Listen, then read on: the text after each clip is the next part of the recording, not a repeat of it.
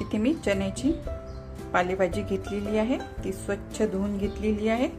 त्यानंतर मीठ लागणार आहे, सुकी लाल मिरची, हा अर्धवट लसूण आणि हिरवी मिरची मी ठेचून घेतलेली आहे। त्यानंतर जिरे आणि मोहरी आपल्याला लागणार आहे। बस एवढंच साहित्य आपल्याला या भाजीसाठी लागणार आहे, जे आपण बारीक कट करून घेऊया।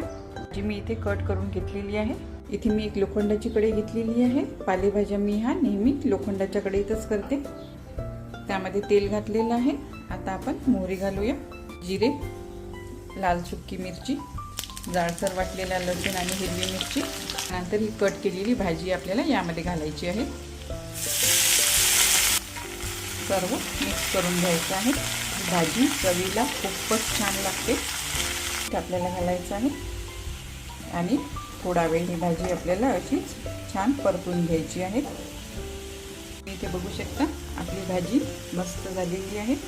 अशा प्रकारे रेडी आहे आपली हरभऱ्याच्या पानांची भाजी।